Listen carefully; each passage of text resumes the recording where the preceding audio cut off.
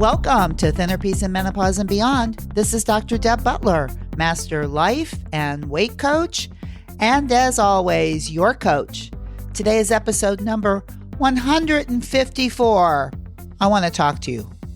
I want to have a deep, sincere talk with you. Stay tuned. Hi, everybody. How are you today? It's a beautiful day in the Midwest. It's windy. It's partly cloudy. I'm going to go for a big walk today, and I'm going to go see eagles. I'm really excited. I love eagles. And where I live in the Midwest, they actually come to a special place here in Illinois, which is not too far from me, and on the river, and it is a spectacle. I love it. So every year, and we're on the very end before they're getting ready to leave. So today's the day where I think I'm going to spot a lot of eagles. And you know what? When I think about eagles, I feel joy. Where does joy come from? Not the eagles. Joy comes from my thought about how much I love the eagles. Remember that. So, here's what I'm thinking about today. I'm thinking about a couple of things that I want to talk to you about.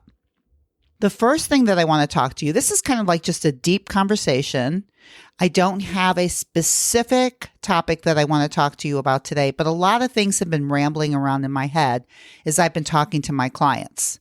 But the first thing that I want to talk to you about, number one, is how you take care of yourself. And the reason that I want to talk to you about that is because I have had a cold this week. And I want to tell you how that came about because I talked to you a lot about becoming a body whisperer. And I really, really work on listening to my body. But here's what happened. Last week, I could feel a little bit of a sore throat coming. And for me, that is always a sign to lay low and take care. Now, I'm not dying. I don't have to go to bed. I can still talk and I can even still work. I could even go for a walk probably. But this is a -2 in my body, the body whisperer, when it comes to sickness. Now, I could wait to a -10, but I like to catch it around a -2 because usually when I do, this is as sick as I get. So what do I do when I'm in a -2? Let me tell you what I did with not feeling well at a -2. And I know what a lot of you would do, and I have a lot of people I know that don't do what I do and do other things. But here's the deal. What I did was, number one, is I decided not to do any walking or going to yoga. You know how hard that is for me? It's really hard because I really love it and makes me feel so much better. But I also knew that where I'm at, it probably is going to make that -2. I don't think it's going to make it better. And this is just my intuition on my own body. So I had to take myself away from that. And not only that, this was on the weekend. So, the weekend, I'm not working and I have a lot of plans with a lot of friends and a lot of fun things that I want to do. Guess what? I canceled everything. Really hard to do because it was fun stuff. Right? It was fun. I had some energy. I could do it. But I knew inside my body, you gotta lay low, girly. And so I did. I took 2 days off.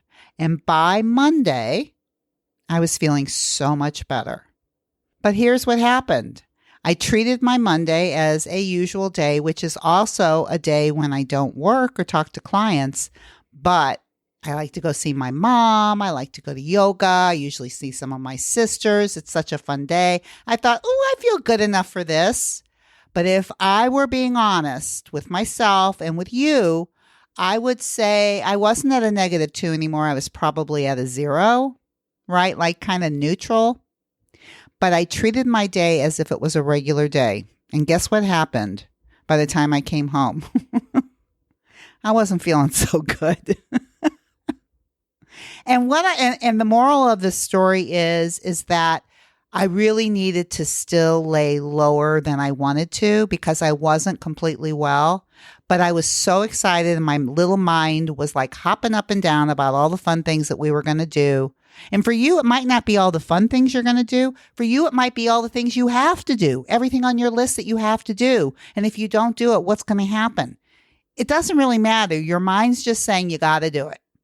And when your mind tells you that and your body tells you something different, it's always going to be a problem. And for me, I just want to show you, even with myself, it was a problem because right now I'm getting over a cold that I really didn't even have to have because it was gone. But because I pushed it, I ended up with, having to blow my nose, sounding really nasally. My energy was lower than it was previously before I really took those days off.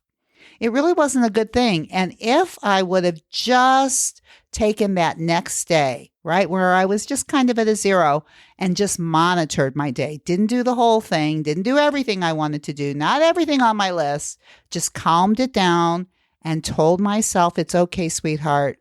Just take care of yourself today. You'll catch up. You'll do everything you want to do later. It'll all be waiting for you. I didn't do it. And so now I just have to get over this cold. But I wanted to share it with you. And I'm not really, really deadly ill, but not as great as I could be. So for you, what is it for you when you're listening to your body? When do you decide to take care of it? I've talked to you about hunger.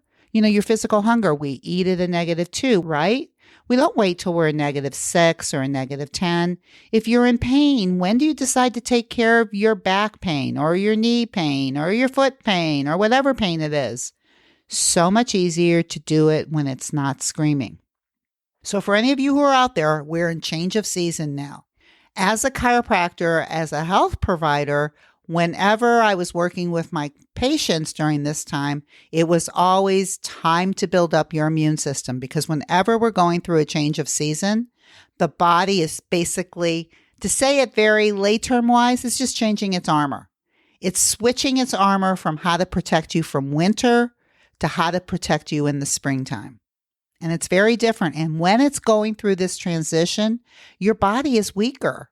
So you probably know a lot of people right now who are getting sick. So if you want to be a body whisperer, which if you've been listening to my podcast, you know all about that, pay attention to your body.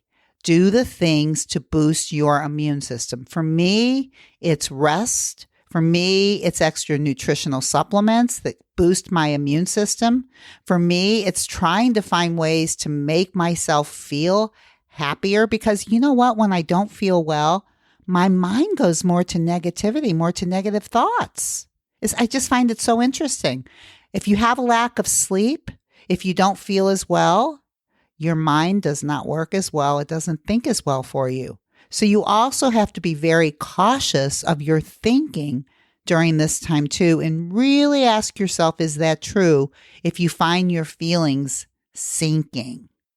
So I want you to take that with you for this week and for the beginning of spring, because it is the beginning of boosting your immune system as your body, your magnificent body, starts getting ready for a new season.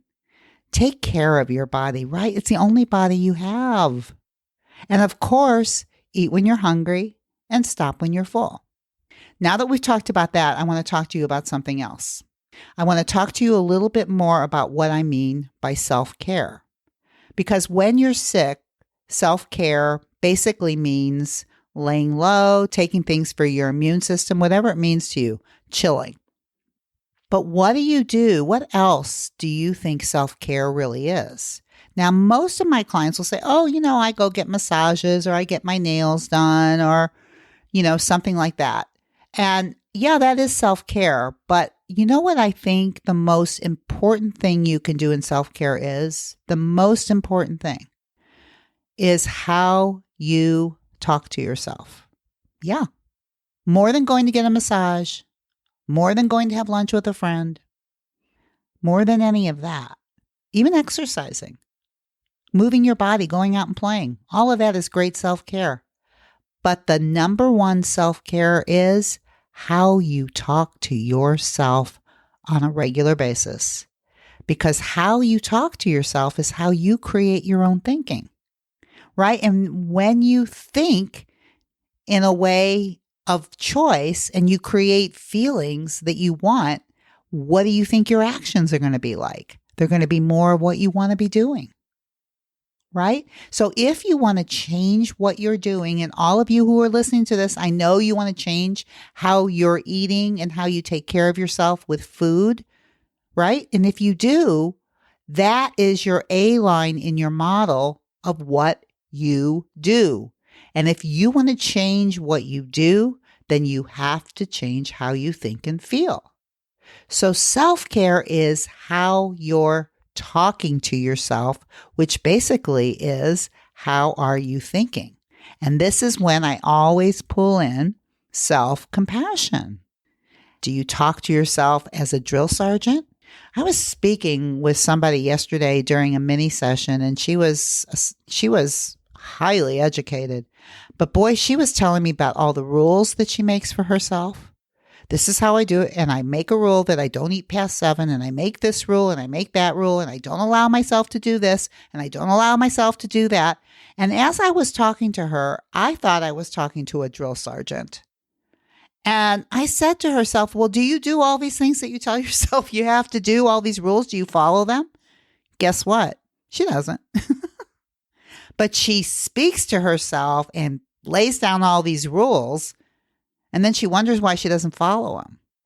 It's how you talk to yourself, right? It's like when you want yourself to do something, or when you find that you're doing something that you don't like, how do you talk to yourself? For instance, like as I was finding my immune system going down and I wasn't feeling as well, I didn't want to start screaming at myself and saying, what's wrong with you? You don't have time to be sick.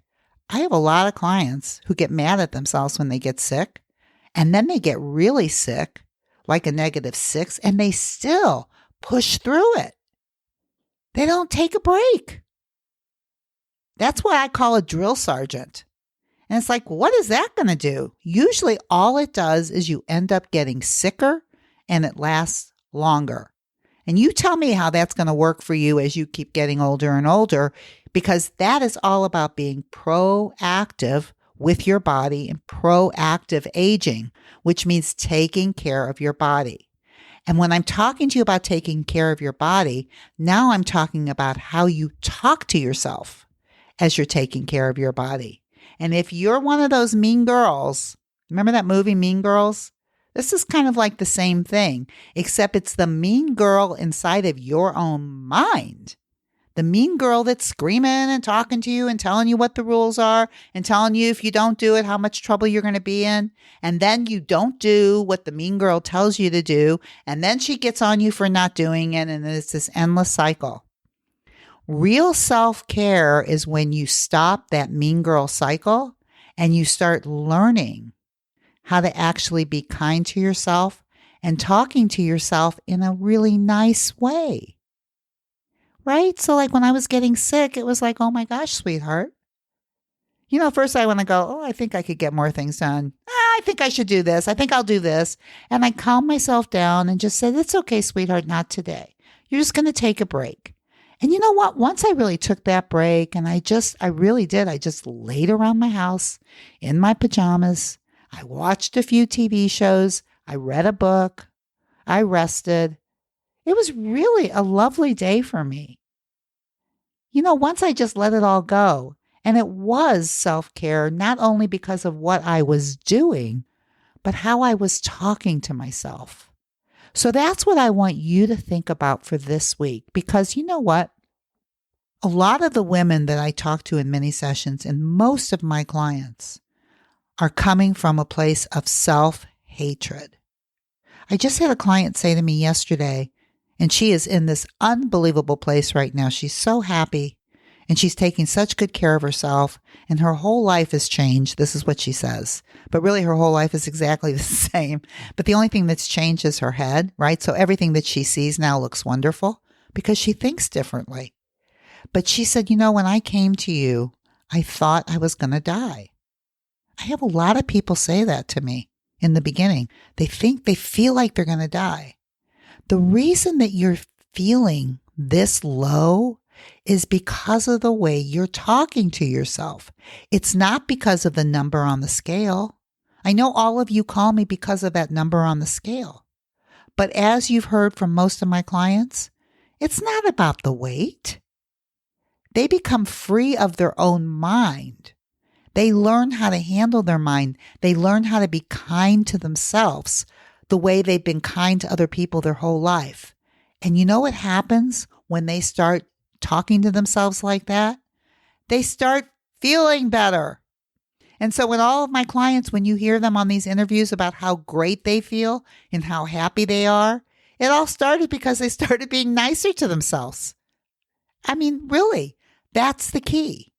So this week, when you think of self-care, the first thing that I want you to think about is how you want to talk to yourself about anything. If you see something you don't like about you, how are you going to handle that with you? I want you to be kind. I want you to use self-compassion. I want you to practice that. And you know, one of the ways that you can do that, this is something that you can really think about for the following week, is when you get up in the morning, you can do a self-compassion exercise where you just talk to yourself, you write to yourself for 5 to 10 minutes.